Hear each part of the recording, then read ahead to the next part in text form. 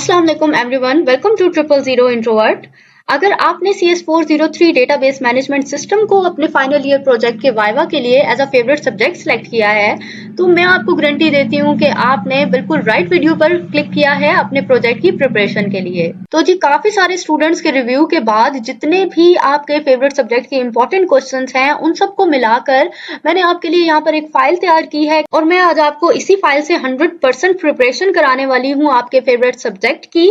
और अगर आप हमारी वीडियो को एंड तक देख लेते हैं और अपने सभी कॉन्सेप्ट्स को अच्छे से क्लियर कर लेते हैं, तो मैं आपको गारंटी देती हूँ इंशाल्लाह आपका जो फाइनल ईयर प्रोजेक्ट या फेवरेट सब्जेक्ट वाला पार्ट है वो 100% क्लियर होगा और आपका CGPA भी बहुत अच्छा आएगा। इसके अलावा स्टूडेंट्स, टॉपिक समझाने से पहले मैं आपको एक बात मजीद क्लियर कर दूं कि देखें, आपके जो सुपरवाइजर हैं वाइवा में आपसे रट्टी रटाई चीजें नहीं सुनते। अगर आप इंग्लिश में इसको वर्ड टू वर्ड रट लेते हैं तो उसका कोई फायदा नहीं है अपना, और सुपरवाइजर का भी वक्त बर्बाद मत करें। वो उन्हीं स्टूडेंट्स को अच्छे ग्रेड्स या अच्छा CGPA देते हैं जो अच्छे तरीके से उर्दू में, आम लैंग्वेज में चीजों को एक्सप्लेन करना जानते हो। तो स्टूडेंट्स, मेरी बात करने का मकसद ये था कि अब आप जब इस वीडियो को समझेंगे तो ये कॉन्सेप्चुअल चीज है, अच्छे से अपने कॉन्सेप्ट्स क्लियर कर लें, प्रैक्टिस करें कि आप किसी और को भी समझा सकें ताकि आपका वाइवा जो है वो बहुत अच्छा हो और आपके ग्रेड्स बहुत अच्छे हैं। तो चलिए अब बिना टाइम वेस्ट किए हम अपनी प्रिपरेशन की जानिब बढ़ते हैं। तो फर्स्ट टॉपिक है जी हमारे पास डेटा। डेटा क्या है?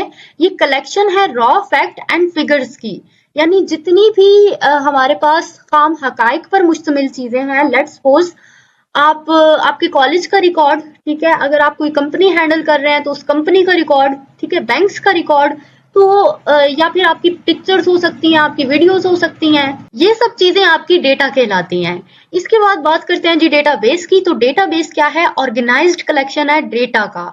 ऑर्गेनाइज्ड कलेक्शन मतलब डेटा को जहां पर प्रॉपर तरतीब के साथ में रखा जाए। कोई भी हमें चीज अगर ढूंढनी है तो हमारी तरतीब ऐसी हो कि हमें फौरन से वो चीज मिल जाए, ठीक है, वहां से हम चीजों को एडिट कर सकें, अपडेट कर सकें, ठीक है। तो इसको बोला जाता है डेटाबेस, जहां पर हम कंप्लीट डेटा को ऑर्गेनाइज करके, मैनेज एंड मेंटेन करके अपने डेटा को स्टोर करते हैं। इसके बाद है जी हमारे पास डेटाबेस मैनेजमेंट सिस्टम, DBMS।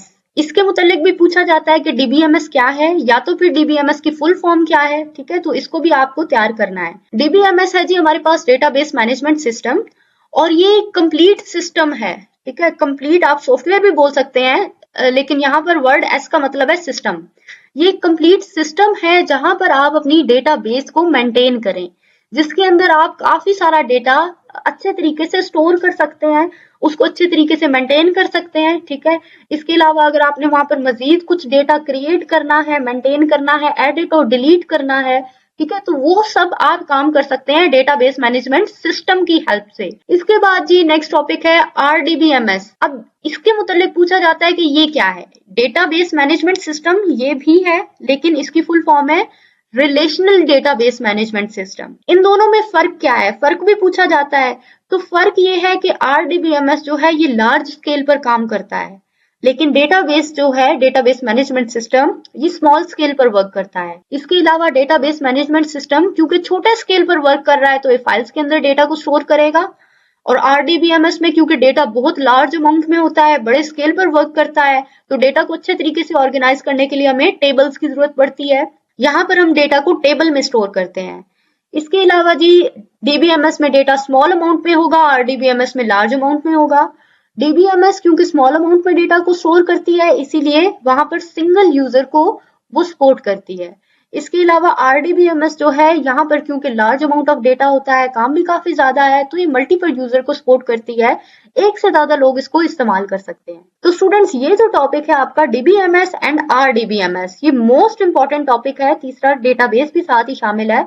इन तीनों टॉपिक्स को बहुत अच्छे तरीके से तैयार कीजिएगा, मोस्टली चांसेस हैं कि आपसे ये क्वेश्चन पूछा जाए। अच्छा जी, तो यहाँ पर हमारे पास बेसिकली 2 टाइप्स के आर्किटेक्चर मॉडल्स हैं, या 2 टायर आर्किटेक्चर मॉडल आप कहें इन्हें। पहला है जी 2 लेयर, ठीक है, और दूसरा है 3 लेयर। अगर सुपरवाइजर आपसे पूछेंगे कितनी टाइप्स हैं, तो आपने बताना है बेसिकली 2 टाइप्स हैं। तो पहली टाइप तो जो है उसमें 2 लेयर्स हैं हमारे पास, क्योंकि ये 2 है, ठीक है, इसका नेम था 2 टायर आर्किटेक्चर, तो इसमें 2 लेयर्स हैं। और जिसका नेम होगा 3 टायर आर्किटेक्चर, इसमें आपके पास 3 लेयर्स वर्क करेंगी।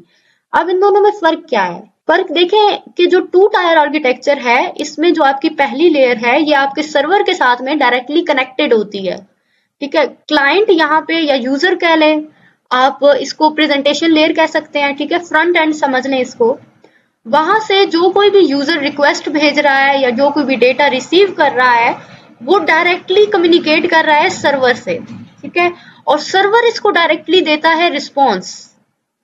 ठीक है जी, तो ये काम होता है जी टू टायर आर्किटेक्चर मॉडल में। एग्जाम्पल के तौर पर आप याद कर सकते हैं कि जितनी भी एप्लीकेशंस हैं, जितनी भी एप्स हैं, तो वो सब आपकी टू टायर आर्किटेक्चर पर मुश्तमिल होती हैं। तो अगर आपने कोई ऐप बेस्ड प्रोजेक्ट बनाया है तो आप अपने सुपरवाइजर को बता सकते हैं कि हमारा प्रोजेक्ट भी टू टायर आर्किटेक्चर की एग्जाम्पल है।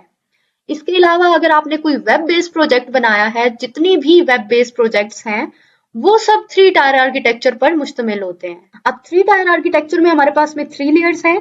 पहली लेयर का नेम है हमारे पास प्रेजेंटेशन, इसी तरीके से दूसरी लेयर का नाम है आपके पास बिजनेस लॉजिक, तीसरी लेयर को आप कह सकते हैं डेटा लेयर, या तो फिर आप इसको डेटाबेस भी बोल सकते हैं। अब यहाँ पर क्या है कि जो पहली लेयर है ये एक किस्म की प्रेजेंटेशन लेयर है आपकी। फ्रंट एंड कहें आप इसको बेशक, यानी यूजर यहाँ फ्रंट एंड के साथ में इंटरेक्ट करता है। मिसाल के तौर पे लॉगिन अगर यूजर करने वाला है तो यहाँ पर वो अपना नेम, अपना पासवर्ड, सब कुछ या ईमेल, वो सब कुछ एंटर करेगा। इसके बाद आपकी जो रिक्वेस्ट है ये जाती है एप्लीकेशन सर्वर के पास। अच्छा, ये आप इसको ना बोल सकते हैं बैकएंड के पास। बैकएंड की यहाँ पर लैंग्वेजेस यूज होती हैं। मिसाल के तौर पर अगर आपका पीएचपी में प्रोजेक्ट बना है तो पीएचपी आपकी बैकएंड की लैंग्वेज है जो कि इस दरमियान वाली लेयर में वर्क करती है। ठीक है, तो ये क्या कर रही है, फ्रंट एंड से डेटा को पिक कर रही है और उठाकर इसका मैसेज पहुंचा रही है डेटाबेस तक। वो डेटाबेस से चेक करेगी कि यूजर ने जो भी आईडी पासवर्ड वगैरह इंटर किया है क्या वो ठीक है भी या नहीं है। ठीक है, अगर तो वो ठीक है तो सर्वर उसको डेटाबेस उसको अलाउ करेगा कि यस आप लॉग इन करना अलाउ करें। उसके बाद जो पीएचपी लैंग्वेज है ये यहाँ से अलाउ करेगी यूजर को। ठीक है, तो जितनी भी आपकी वेब बेस्ड प्रोजेक्ट्स हैं वो सब आपके इस तरीके से थ्री टायर आर्किटेक्चर मॉडल पर मुश्तमिल हैं। और तो ये दोनों टॉपिक्स भी आपके काफी इंपॉर्टेंट हैं, आपको इसका भी कॉन्सेप्ट क्लियर होना चाहिए। इसके बाद जी आइए अब हम इन दोनों का डिफरेंस समझ लेते हैं। मैंने यहाँ एक टेबल में इन दोनों का डिफरेंस लिख दिया है। टू टायर आर्किटेक्चर जो है ये स्मॉल स्केल के लिए यूज होता है, क्योंकि यहाँ पर देखें क्लाइंट जो है डायरेक्टली कनेक्ट कर रहा है, डेटा थोड़ा है, काम ज्यादा नहीं है, हैंडल हो जाएगा इजीली। ठीक है, तो इसीलिए यहाँ पर टू टायर आर्किटेक्चर यूज हुआ है। थ्री टायर आर्किटेक्चर हमारी ज्यादातर लार्ज स्केल वेबसाइट्स के लिए यूज होता है। और लेयर्स की बात की जाए तो टू टायर में 2 लेयर्स हैं, इसी तरीके से थ्री टायर में 3 लेयर्स हैं। ठीक है, अब ये टू टायर क्योंकि छोटा है तो ये स्मॉल नंबर ऑफ यूजर्स को सपोर्ट करेगा, इसी तरह थ्री टायर को ज्यादातर यूजर्स होते हैं इसमें। ठीक है, इसके अलावा बाकी ये सेम चीज है जो कि मैंने आपको डायग्राम से भी समझा दी। क्लाइंट डायरेक्टली यहाँ पर सर्वर के साथ में इंटरेक्ट कर रहा है, लेकिन थ्री टायर में 3 लेयर्स हैं तो यहाँ पर क्लाइंट बिजनेस लॉजिक के बाद फिर सर्वर के साथ में इंटरेक्ट करेगा। यहाँ पर इसकी एग्जाम्पल लिखी है ऑल डेस्कटॉप एप्लीकेशंस, और यहाँ थ्री टायर की एग्जाम्पल में ऑल वेबसाइट्स या फिर वेब एप्लीकेशन। अब टू टायर में क्या है कि सिक्योरिटी लेस है। रीजन क्या है, अब यहाँ क्योंकि ये डायरेक्टली सर्वर को एक्सेस कर रहा है तो इसलिए यहाँ पर हम कह सकते हैं कि सिक्योरिटी लेस है। ऑन दी अदर साइड आप थ्री टायर आर्किटेक्चर मॉडल की तरफ देखें, दरमियान में हमारे पास जो एप्लीकेशन सर्वर के बिजनेस लॉजिक लेयर है, इसकी वजह से हमारी जो सिक्योरिटी है वो वेरी हाई हो जाती है। बाकी जी सेम बात लिखी है कि टू टायर में मिडिल लेयर नहीं होती, जबकि थ्री टायर में मिडिल लेयर जिसका नेम है बिजनेस लॉजिक, तो ये एक दरमियान वाली लेयर होती है। तो स्टूडेंट्स ये भी आपका मोस्ट इंपॉर्टेंट टॉपिक था। अपने कॉन्सेप्ट्स को इसको लेकर भी अच्छे तरीके से क्लियर कर लीजिएगा। अक्सर होता है कि प्रेजेंटेशन में आर्किटेक्चर मॉडल के मुतालिक जब डिटेल्स पूछी जाती हैं तो वो इन्हीं सबको आपको एक्सप्लेन करना है अपने प्रोजेक्ट के मुताबिक। इसके बाद जी हमारा नेक्स्ट टॉपिक है जी ट्रिगर्स। ट्रिगर्स क्या है, ट्रिगर्स हैं जी सेट ऑफ कमांड्स हैं। ठीक है, कमांड्स का हिस्सा है जो कि ऑटोमेटिकली एग्जीक्यूट हो जाती हैं जब भी हम कोई काम परफॉर्म करते हैं। लेट्स सपोज अगर हमने अपडेट करने के लिए कोई काम किया है तो अपडेट की जितनी भी कमांड्स हैं वो ऑटोमेटिकली रन करेंगी। ठीक है, बिल्कुल इसी तरीके से अब अगर हमने डिलीट करने के लिए कोई बटन वगैरह प्रेस किया है तो डिलीट की जितनी भी कमांड्स हैं, इसी तरीके से इंसर्ट के लिए, डेटा इंटर करने के लिए अगर आपने कुछ डेटा उधर सेंड किया है तो उसके लिए इंसर्ट की कमांड ऑटोमेटिकली एग्जीक्यूट करेंगी। ठीक है, तो बेसिकली ट्रिगर्स क्या है, सेट ऑफ कमांड्स हैं जो कि डेटा को जो कि ऑटोमेटिकली एग्जीक्यूट हो जाती हैं जब आप कोई भी एक्शन परफॉर्म करते हैं। इसके अलावा एटॉमिसिटी, एटॉमिसिटी एक टर्म है जो कि एटम से निकली है। एटम का मतलब होता है ना छोटा सा। तो एटॉमिसिटी क्या है, जब भी हम डेटाबेस में कोई भी काम परफॉर्म करते हैं तो उसे छोटे छोटे हिस्सों में डिवाइड कर दिया जाता है। अब उसमें यह है कि या तो वो काम 100% परफॉर्म हो जाएगा या तो फिर बिल्कुल ही नहीं होगा। इसकी एग्जांपल आप ऐसे समझें कि अगर हमने कोई टेबल को डिलीट करने के लिए कोई कमांड दी है, ठीक है, और आपका टेबल डिलीट होना स्टार्ट हो गया है, उसे छोटे छोटे पार्ट्स में डिवाइड किया गया है डिलीट करने के लिए। दरम्यान में अगर लाइट चली जाती है, आप 2 घंटे बाद लाइट आती है, आप दोबारा से पीसी टर्न ऑन करते हैं, तो अब यहाँ पर आपका टेबल या तो 100% डिलीट हो चुका होगा या तो फिर वो आपके सामने पूरे का पूरा टेबल शो हो रहा होगा, कुछ भी डिलीट नहीं हुआ होगा। ठीक है, तो इसको हम कह सकते हैं कि हमने उसे पार्ट्स में तो डिवाइड किया था, लेकिन हमारा जो टास्क है या तो वो 100% परफॉर्म हुआ है या तो फिर वो बिल्कुल ही परफॉर्म नहीं हुआ। ठीक है, जो भी काम होगा पूरे तरीके से होगा या फिर नहीं होगा।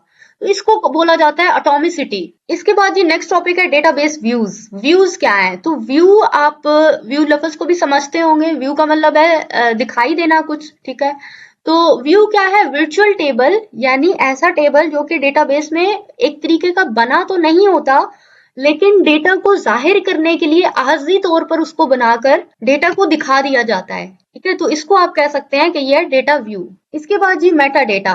मेटा डेटा देखें, जिस तरह पुराने जमाने में डिक्शनरी पढ़ी जाती थी, अगर कोई लफ्ज समझ में नहीं आ रहा, आप उसका मतलब तफसील से जानना चाहते हैं, आप डिक्शनरी ढूंढते थे, उस लफ्ज के रिलेटेड मजीद आपको डिटेल्स मिलती थी। ठीक है, तो इसको आप कह सकते हैं कि मेटा डेटा भी सेम काम करता है कि अगर कोई चीज आपको थोड़ी समझ में है या थोड़ी अमाउंट है उस डेटा की, आप उस डेटा के मुतालिक मजीद डिटेल जानना चाहते हैं, तो आप उसको कह सकते हैं कि इसका मेटा डेटा सर्च करें। अच्छा, इसकी एग्जांपल मैं देती हूँ। मिसाल के तौर पर आपके पास किसी स्टूडेंट का नेम है और क्लास है। लेट्स सपोज अली है नेम स्टूडेंट का और फर्स्ट ईयर उसकी क्लास है। अगर आप उसके रिलेटेड मजीद डेटा जानना चाहते हैं कि उसके कौन से सब्जेक्ट हैं, उसका फादर नेम क्या है, तो आप अली नेम और उसकी क्लास की हेल्प से उसके अबाउट मजीद डेटा सर्च कर सकते हैं। ठीक है, तो इसको हम कहते हैं मेटा डेटा, यानी एक डेटा को पिक करके उसकी हेल्प से आप मजीद डेटा को आगे सर्च करें। इंडेक्सिंग।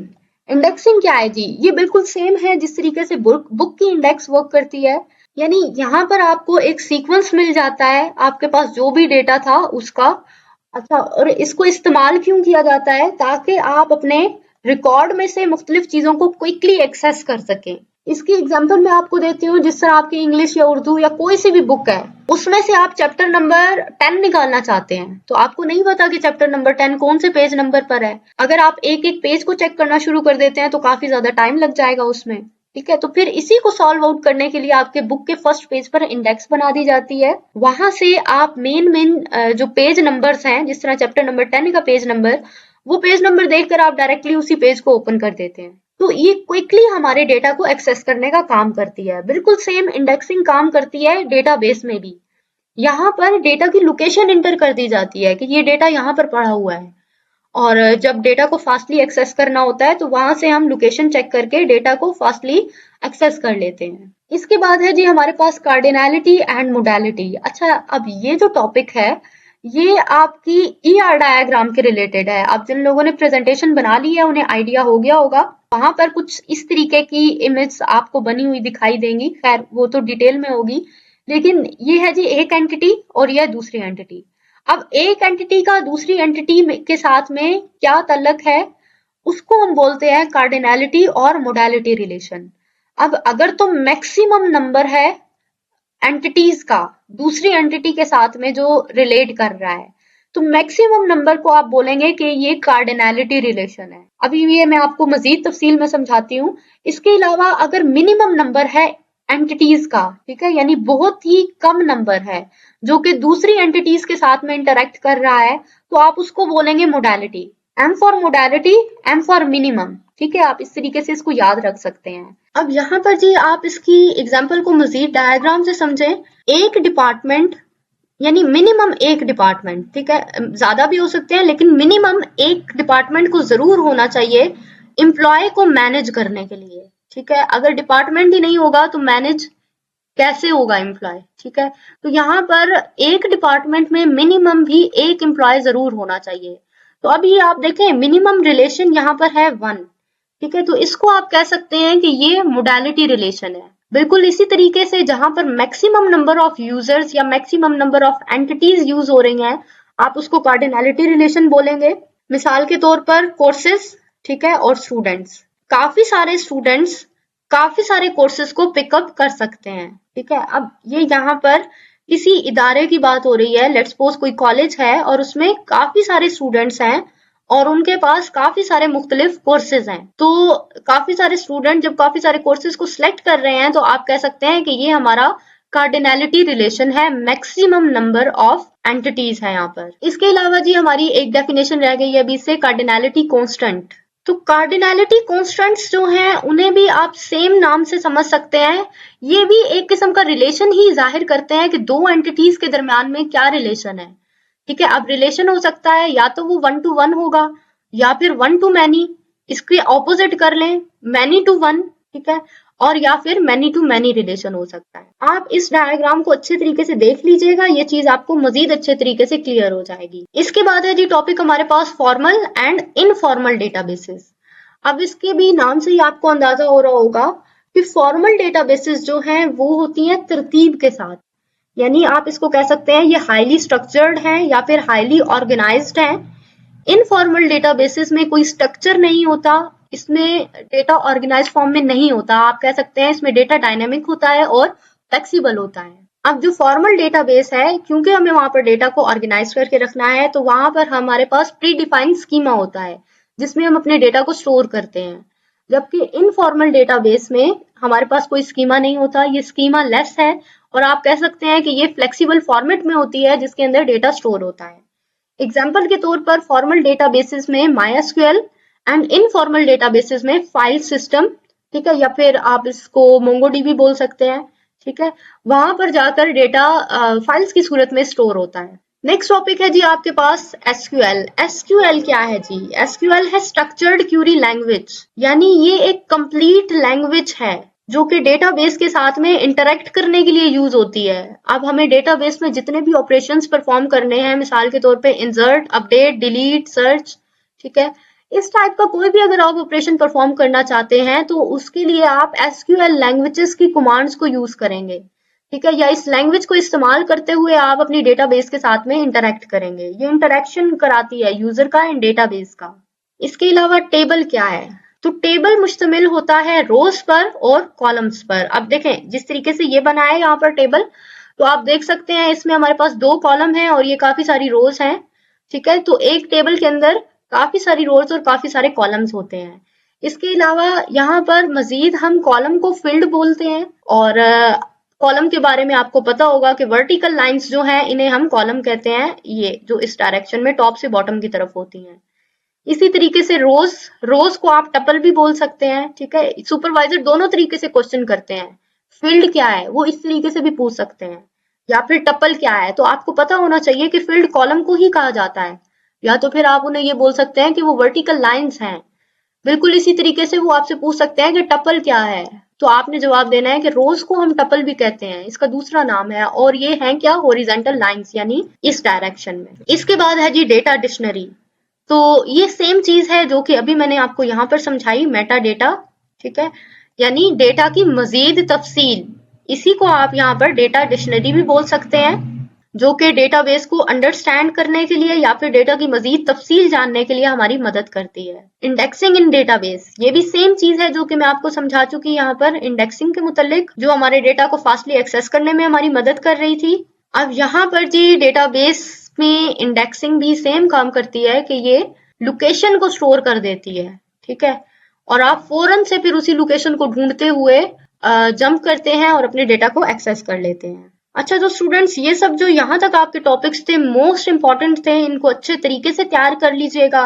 अब ये जो टॉपिक है क्लस्टर इंडेक्सिंग, ये मैंने ऐड तो कर दिया है लेकिन ये कोई खास इंपॉर्टेंट नहीं है, हमें बस 1 से 2 स्टूडेंट से ही रिव्यू मिला कि ये क्वेश्चन भी पूछा जाता है कभी कभी।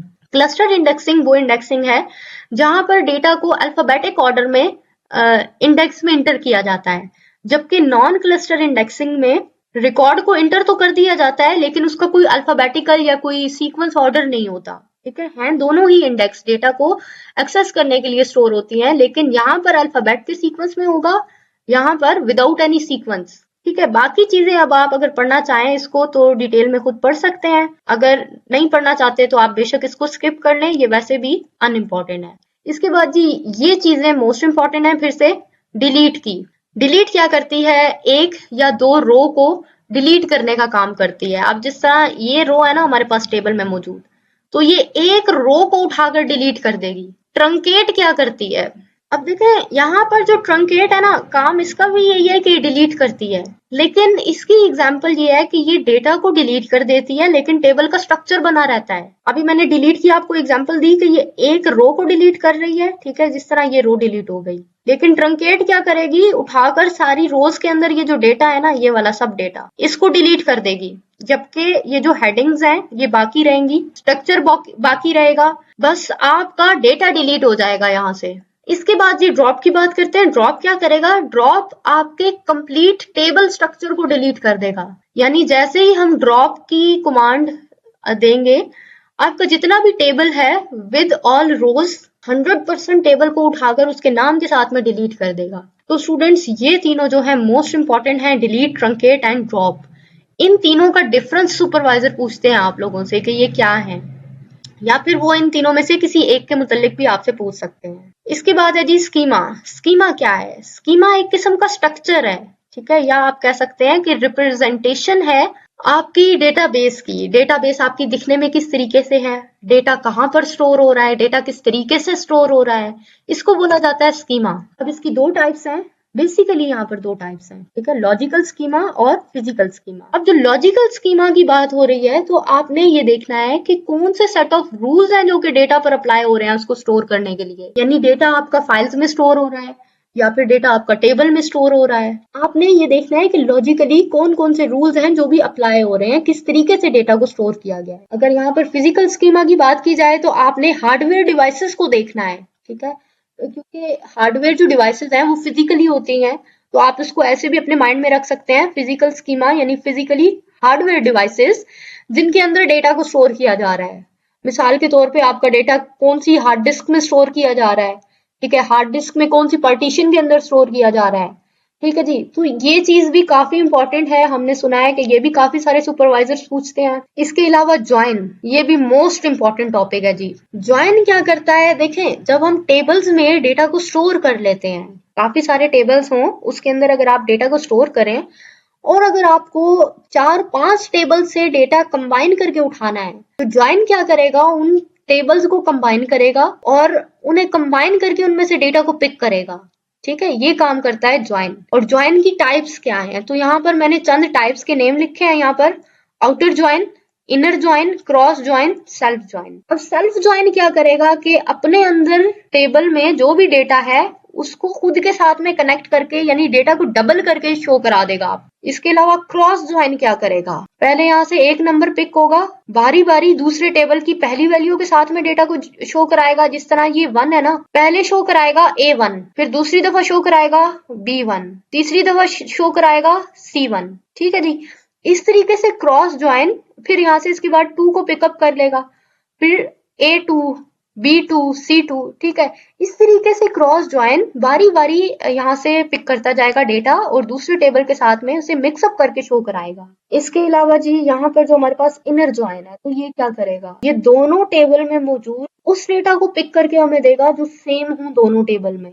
इसके अलावा आउटर ज्वाइन के आगे से 3 टाइप्स हैं, यानी left outer join, right outer join and full outer join. अब लेफ्ट आउटर ज्वाइन क्या करेगा कि लेफ्ट टेबल का ऑल डेटा, इसके अलावा राइट टेबल से जो वैल्यू मैच कर रही हैं उन्हें पिक करके देगा, ठीक है। जिस तरीके से यहाँ पे जो कलर्ड सर्कल है आप यहाँ से इसको समझ सकते हैं। इसके अलावा राइट आउटर ज्वाइन क्या करेगा, ए डेटा की मैच होने वाली वैल्यू और बी से ऑल डेटा को उठाएगा, राइट टेबल के ऑल डेटा को पिक कर लेगा और ए में जो वैल्यू मैच हो रही है उसको पिक करेगा। इसके अलावा फुल आउटर जॉइन क्या करेगा, दोनों टेबल से ऑल डेटा को पिक करके हमारे सामने शो कर देगा। ठीक है जी, तो ये जॉइंस भी मोस्ट इंपॉर्टेंट है, इसके मुतालिक भी ज्यादातर सुपरवाइजर्स पूछते हैं। इसके अलावा कमांड्स के मुतालिक पूछा जाता है, सिलेक्ट की कमांड क्या करती है, ये रोज को सिलेक्ट करके हमारे सामने शो करती है। अच्छा, दूसरी चीज, ऑल डेटा को सिलेक्ट करने के लिए कौन सी कमांड को यूज किया जाता है, तो आप इसके लिए सिलेक्ट ऑल की कमांड को यूज करते हैं। इसको लिखने में आप सिलेक्ट स्टायरिक लिख सकते हैं,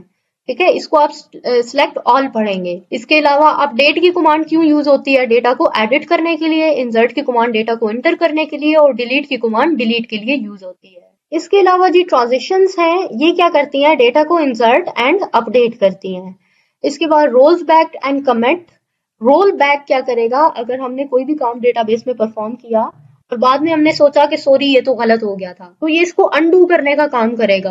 अनडू के लिए रोल्स बैक की कमांड यूज होती है।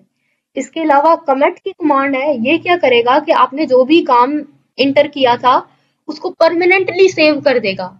इसकी एग्जांपल ऐसे है, जिस तरह आप एमएस वर्ड की फाइल में कुछ डेटा इंटर करते हैं, उसके बाद कंट्रोल एस से आप उसको परमानेंटली सेव कर देते हैं। बिल्कुल इसी तरीके से डेटाबेस में कुछ काम करने के बाद में अगर आप उसको कमिट कर देते हैं तो वो परमानेंटली सेव हो जाता है वहां पर। इसके बाद है जी हमारे पास में डेडलॉक।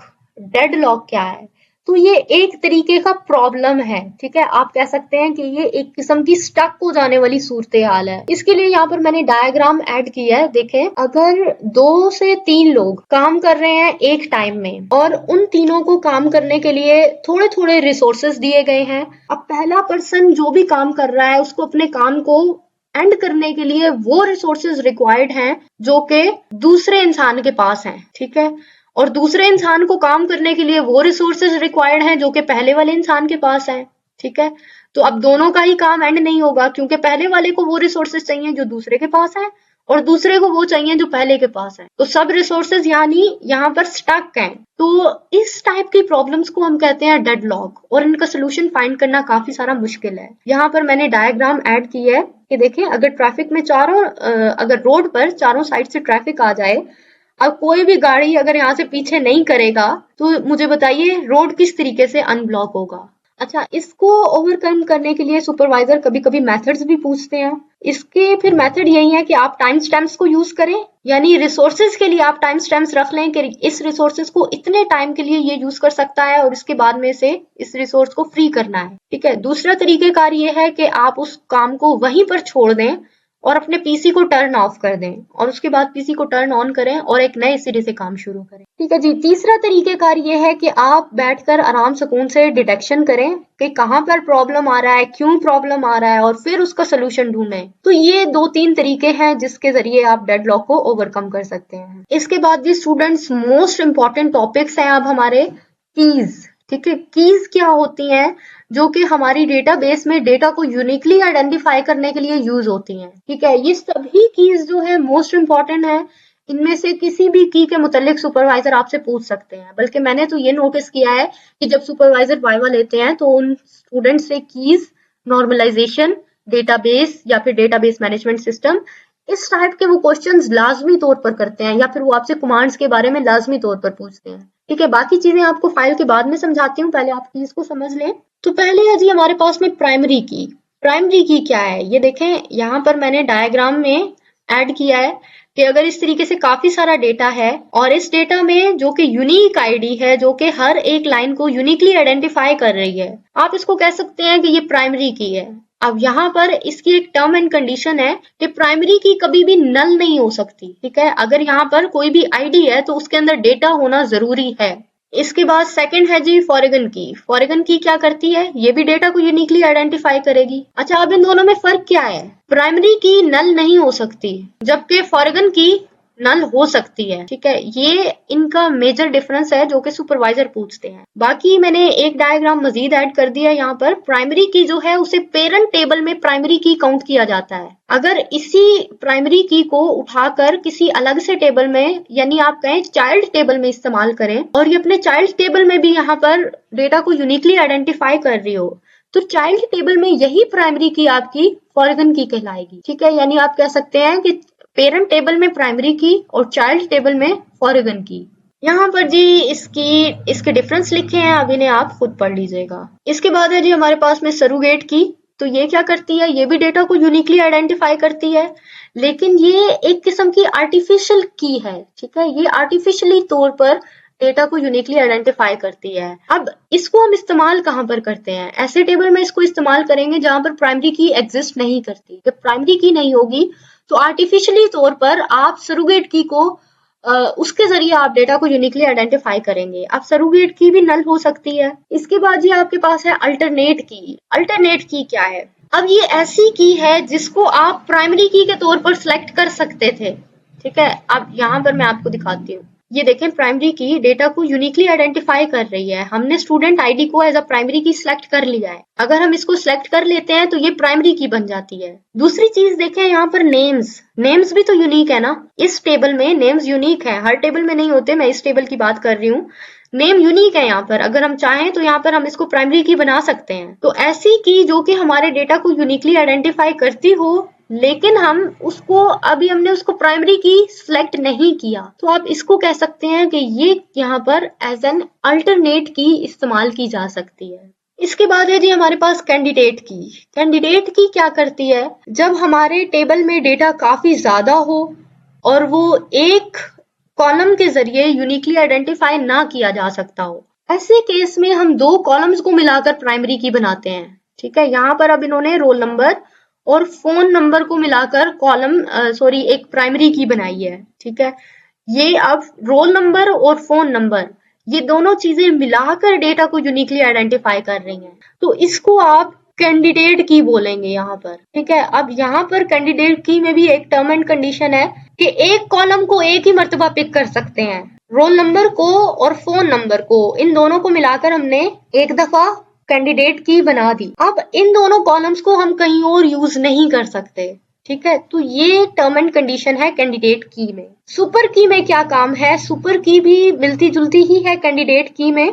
यहाँ पर भी हम दो से ज्यादा कॉलम्स को उठाकर बना देते हैं एक की, जिस तरह हमने रोल नंबर और नेम को मिलाकर बना दिया सुपर की। अब इसके अलावा रोल नंबर और फोन को मिलाकर आप कुछ और बना सकते हैं, ठीक है।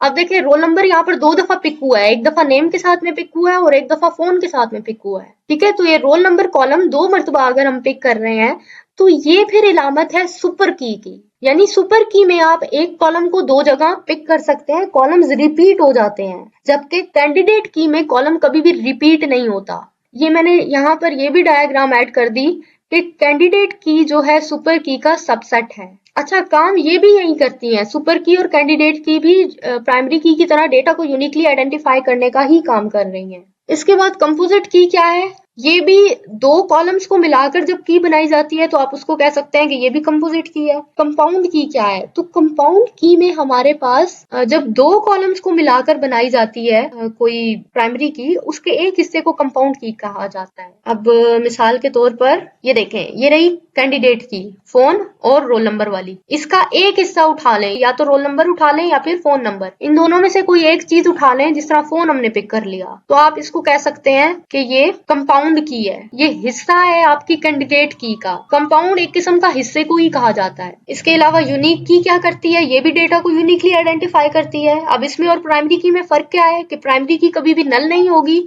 लेकिन यूनिक की नल हो सकती है। तो जी स्टूडेंट्स, यहाँ तक हम लोगों ने पढ़ लिया सब कीज के मुतालिक। अब इसके बाद आपका फिर से मोस्ट इम्पोर्टेंट टॉपिक है नॉर्मलाइजेशन। इसके मुतालिक भी सुपरवाइजर लाजमी आपसे पूछेंगे ही पूछेंगे। तो चलिए अब आप सब इसको ध्यान से समझ लें कि नॉर्मलाइजेशन क्या है। नॉर्मलाइजेशन एक प्रोसेस है जहां पर आप अपने काफी बड़े टेबल को छोटे छोटे टेबल्स में डिवाइड करते हैं। ये देखें इमेज में मैंने आपको समझाया है। ये देखें एक बड़ा सा टेबल है, आपने इसको यहाँ छोटे छोटे टेबल्स में डिवाइड कर दिया है। रीजन क्या है, क्यों डिवाइड किया जाता है इसको, तो देखें डिवाइड इसलिए किया जाता है ताकि हम अपने टेबल में मौजूद अनोमलीज को खत्म करें। अनोमलीज क्या है, अनोमलीज है प्रॉब्लम्स, मसले। किस किस्म के मसले, डेटा को इंसर्ट करने के। मिसाल के तौर पर कि प्राइमरी की कभी भी हमारी एम्प्टी नहीं होती, आप वहां पर डेटा इंटर किस तरीके से करेंगे जब तक आपके पास प्राइमरी की ही नहीं है, ठीक है। तो ये भी एक इंसर्शन की प्रॉब्लम है, क्योंकि प्राइमरी की कभी भी एम्प्टी नहीं होती। उसके लिए पहले आपको टेबल को ब्रेक करना है, चाइल्ड टेबल बनाना है, वहां पर आप फॉरेगन की बनाएंगे,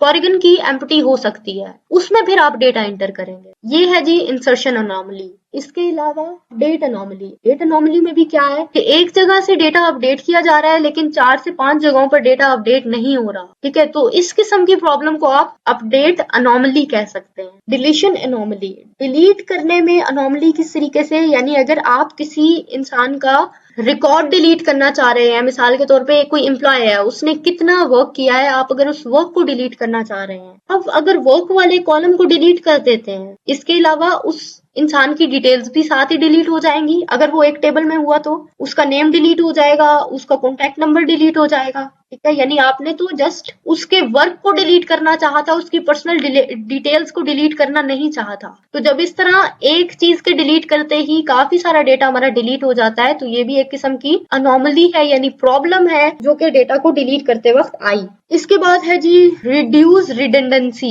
रिडंडेंसी होता है डेटा का डुप्लीकेट होना, एक ही दफा काफी सारा डेटा लिखा हुआ होना, उसको रिड्यूस किया जा सकता है अगर हम उसको अच्छे तरीके से ऑर्गेनाइज कर दें तब। Improve integrity. इंटीग्रिटी होता है डेटा का एक्यूरेट होना, उसका बिल्कुल एग्जैक्ट होना, ठीक है, तो जितना आप डेटा को अच्छे तरीके से ऑर्गेनाइज करके रखेंगे, एक जगह से अगर आप उसको अपडेट कर रहे हैं, वो 4 जगहों से या 2 से 3 जगहों से ऑटोमेटिकली अपडेट हो रहा है, तो आप कह सकते हैं यस डेटा अब एक्यूरेट है। इसके अलावा अगर आपका डेटा यूनिक होगा, डुप्लीकेट भी नहीं होगा, तो इस तरीके से आप उसकी स्टोरेज को भी अच्छे तरीके से मेंटेन कर सकते हैं, मैनेज कर सकते हैं, आपकी स्टोरेज जाया होने से बच जाएगी, ठीक है। इसलिए हम टेबल्स को नॉर्मलाइज करते हैं ताकि ये सब जो प्रॉब्लम अनोमलीज है, रिडंडेंसी है, इंटीग्रिटी है, ठीक है, ये सब हमारी प्रॉब्लम्स खत्म हो जाए और इंटीग्रिटी इंप्रूव हो जाए। इसके बाद जी देखें, ये टॉपिक्स में अब यहाँ पर अनोमलीज लिखे आए, ये अभी मैं आपको समझा चुकी हूँ, अब यहाँ से आप खुद पढ़िएगा। इसके अलावा है जी फंक्शनल डिपेंडेंसी। ये पूछा जाता है कि फंक्शनल डिपेंडेंसी क्या है। फंक्शनल डिपेंडेंसी कहा जाता है कि जी अगर हमें किसी एक कॉलम के बारे में पता चल जाता है,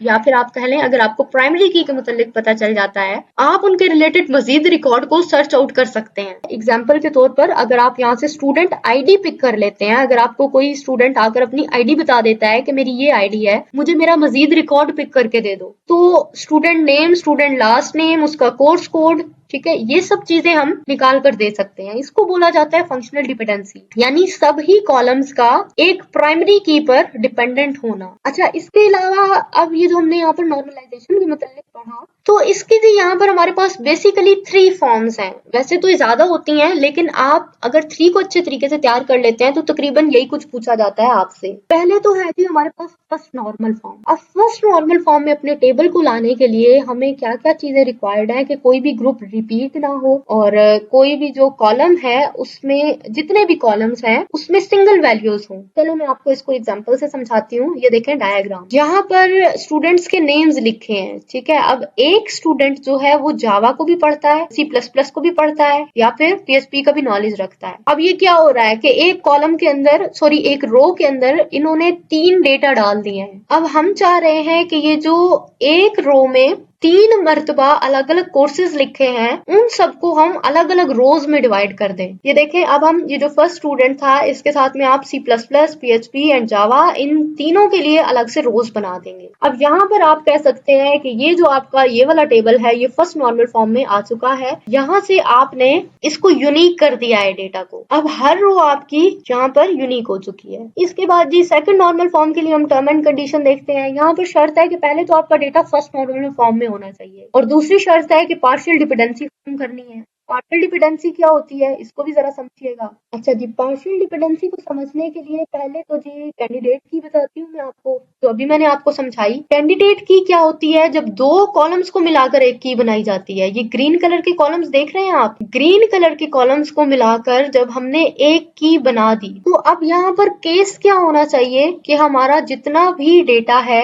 ये इन दोनों पर डिपेंडेंट होना चाहिए, ठीक है, दोनों पर, यानी मिला के इन दोनों पर डिपेंडेंट होना चाहिए। इसको हम कहते हैं कि अपने टेबल को सेकंड नॉर्मल फॉर्म में लाने की सूरत हाल या उसका तरीका, कंडीशन। लेकिन यहाँ पर आप देखें मसला ये आ रहा है कि प्रोजेक्ट नेम प्रोजेक्ट नंबर पर डिपेंडेंट है, जबकि एम्प्लॉय का नेम एम्प्लॉय के नंबर पर डिपेंडेंट है। अभी यहाँ पर आप ऐसे समझें कि जितने भी ये कॉलम्स हैं ये सब कॉलम पूरे के पूरे यहाँ पर कैंडिडेट की पर डिपेंडेंट नहीं होते, बल्कि पार्ट ऑफ कैंडिडेट की पर डिपेंडेंट है। ठीक है, तो ये तो फिर प्रॉब्लम है क्योंकि वो पार्ट ऑफ कैंडिडेट की पर डिपेंडेंट है। इसको आप कह सकते हैं कि यहाँ पर पार्शियल डिपेंडेंसी एग्जिस्ट करती है। अब इसको रिमूव करने के लिए आप क्या करेंगे? रिमूव करने के लिए हम इस टेबल को ब्रेक करेंगे और ब्रेक करके छोटे छोटे टेबल में इसको डिवाइड कर देंगे। ये देखें जी, ये था हमारे पास बड़ा टेबल, हमने जी इसको किया ब्रेक क्योंकि हमारे पास प्रोजेक्ट नेम प्रोजेक्ट नंबर पर डिपेंडेंट था।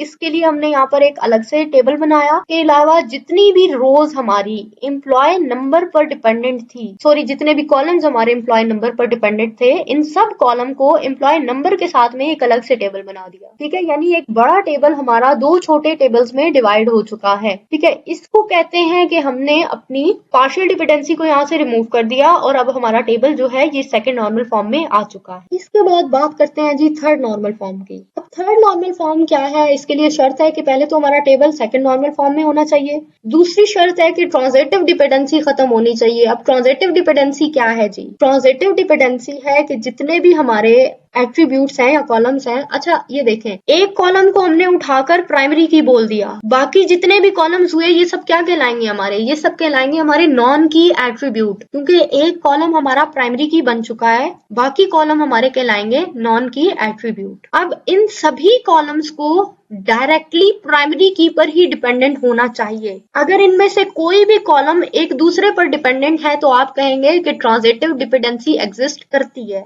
मिसाल के तौर पर डिपार्टमेंट का मैनेजर। अब यहाँ पर जी डिपार्टमेंट का जो मैनेजर है ये डिपेंडेंट है डिपार्टमेंट के कोड पर, इसी तरह डिपार्टमेंट का नेम भी डिपेंडेंट है डिपार्टमेंट के कोड पर। यानी अगर हमें कोड पता चल जाएगा तो हम डिपार्टमेंट का नेम और मैनेजर का नेम जान सकते हैं। इसका मतलब कि अभी इस टेबल में ट्रांजिटिव डिपेंडेंसी एग्जिस्ट करती है। अब इसको खत्म करने के लिए भी आप क्या करेंगे? इसको खत्म करने के लिए भी आप अलग से टेबल्स बना देंगे। डिपार्टमेंट कोड और डिपार्टमेंट नेम और डिपार्टमेंट मैनेजर, इन तीनों को उठाकर एक अलग टेबल में रख देंगे और एम्प्लॉय कोड, एम्प्लॉय नेम और एम्प्लॉय एजुकेशन, इन तीनों को उठाकर अलग टेबल में, यानी ये जो एक टेबल है इससे दो टेबल्स बन जाएंगे। इसके बाद है जी हमारे पास BCNF। BCNF क्या है? इसकी फुल फॉर्म है जी बाइको कोड नॉर्मल फॉर्म, यानी ये एक तरीके से अपडेटेड वर्जन होता है आपके थर्ड नॉर्मल फॉर्म का। और यहाँ पर टर्म एंड कंडीशन ये है कि यहाँ पर आपके पास अब सुपर की को एग्जिस्ट करना चाहिए। ठीक है, इसमें और बाकी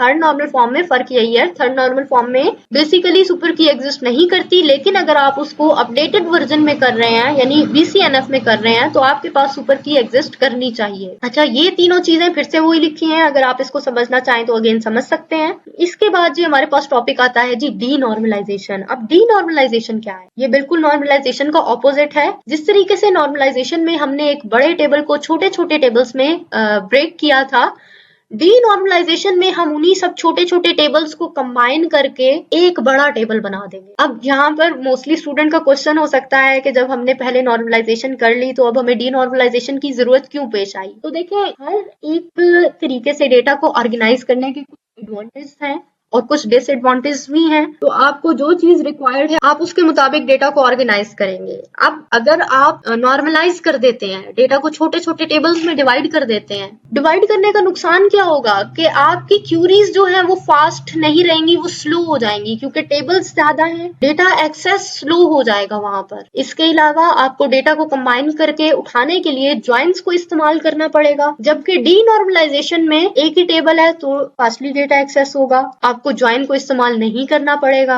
इसके अलावा आपकी अपनी भी जो रिपोर्टिंग स्पीड है वो भी इंप्रूव होगी डीनॉर्मलाइजेशन में। नंबर ऑफ टेबल्स किसमें ज्यादा होता है, नॉर्मलाइजेशन में या डीनॉर्मलाइजेशन में? तो देखें, जब नॉर्मलाइजेशन में हमें पता है हम टेबल्स को डिवाइड कर रहे हैं तो हम कह सकते हैं कि उसमें टेबल का नंबर ज्यादा होता है। बाकी ये तकरीबन वही चीजें लिखी हैं, आप चाहें तो उसको खुद से पढ़ सकते हैं। इसके बाद है जी टॉपिक डेटा इनकंसिस्टेंसी। इसका मतलब है कि एक डेटा का काफी सारी जगहों पर होना। इसके अलावा डेटा डिपेंडेंसी, एक डेटा का दूसरे डेटा पर डिपेंडेंट होना। मिसाल के तौर पर स्टूडेंट नेम डिपेंडेंट होता है स्टूडेंट आईडी पर, यानी अगर आपको आईडी मिल जाती है तो आप उसका नेम और उसके रिलेटेड डिटेल ढूंढ सकते हैं। इंटीग्रिटी क्या होता है? तो ये एक्यूरेट होने को हम बोलते हैं। इसके अलावा रेफरेंशियल इंटीग्रिटी क्या होता है? इंटीग्रिटी होता है एक्यूरेट, रेफरेंशियल लफ्ज निकला है रेफरेंस से। आप इसको समझ सकते हैं इस तरीके से कि आपकी जो प्राइमरी की है वो एग्जैक्टली होनी चाहिए चाइल्ड टेबल में, यानी मैच करनी चाहिए, पेरेंट टेबल की प्राइमरी की मैच करनी चाहिए चाइल्ड टेबल से। अगर तो वो कीज एक्यूरेट हैं तो आप कह सकते हैं यहाँ पर रेफरेंशियल इंटीग्रिटी है, यानी आपका डेटा जो है वो एक्यूरेट है पेरेंट टेबल के साथ में। और अगर कीज का यहाँ पर कुछ प्रॉब्लम है, मैच नहीं कर रही पेरेंट टेबल से, तो आप कह सकते हैं यहाँ पर रेफरेंशियल इंटीग्रिटी एग्जिस्ट नहीं करती। इसके बाद है जी डिराइव्ड एंटिटीज। पहले मैं आपको एंटिटी के मुतालिक समझा देती हूँ। एंटिटी होता है जी किसी भी ऑब्जेक्ट का नेम, किसी भी इवेंट का नेम, किसी भी चीज का नेम, ठीक है, ये सब कहलाते हैं एंटिटी। तो डिराइव्ड एंटिटी क्या होगा? जो एक एंटिटी से मजीद आगे निकल कर आए उसको आप कह सकते हैं डिराइव्ड एंटिटी। अब मिसाल के तौर पर कस्टमर क्या है? एक एंटिटी है। अब कस्टमर से आता है आगे ऑर्डर, तो ऑर्डर क्या हो सकता है? कस्टमर की डिराइव्ड एंटिटी हो सकता है। इसके बाद है जी रिलेशनल इंटीग्रिटी।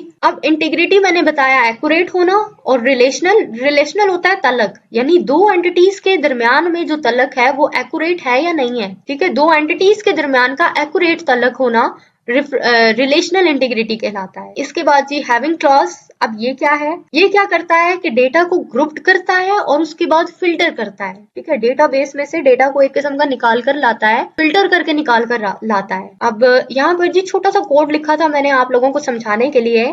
काफी सारे डिपार्टमेंट्स में अगर हमारे पास एम्प्लॉय काम करते हैं तो यहाँ पर हमने एक कमांड दी है हैविंग काउंट ग्रेटर देन 5। अब ये क्या करेगा कि आपके डिपार्टमेंट उन सब डिपार्टमेंट्स का डेटा निकाल कर लाएगा जहां पर 5 से ज्यादा लोग काम कर रहे हैं। इसके बाद जी अब ये रहा हमारी फाइल का लास्ट टॉपिक, ये है जी टाइप्स ऑफ डेटाबेस लैंग्वेजेस। तो यहाँ पर कुछ टाइप्स के नेम लिखे हैं, DDL, DML, DCL and TCL, ठीक है। इन्हें आप लोग रट्टा लगा लें, फुल फॉर्म आपको इनकी पता होनी चाहिए।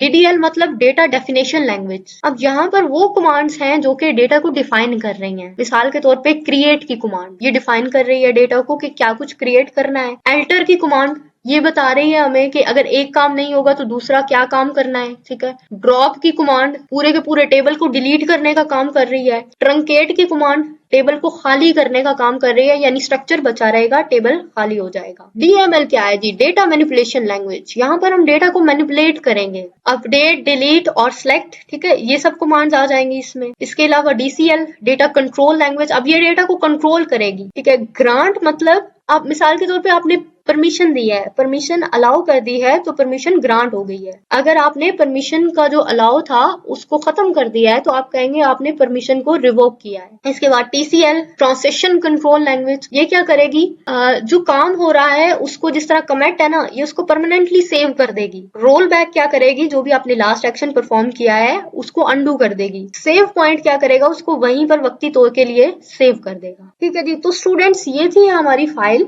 जो कि हमने बहुत सारे स्टूडेंट्स से रिव्यू के बाद में बनाई। तो अगर आप इस फाइल को अच्छे तरीके से तैयार कर लेते हैं तो मैं आपको गारंटी देती हूँ कि इंशाल्लाह आपका फेवरेट सब्जेक्ट का वाइवा जो है 100% अटेम्प्ट होगा और आपके सुपरवाइजर इन्हीं में से आपसे क्वेश्चन पूछेंगे। मजीद अगर आपको कोई चीज पूछनी है या समझ में नहीं आई तो आप कमेंट सेक्शन में मुझसे पूछ सकते हैं। Thanks for watching my video. हमारी वीडियो को लाइक करके शेयर जरूर करिएगा एंड हमारे चैनल को भी लाजमी सब्सक्राइब कर लें। अल्लाह हाफिज।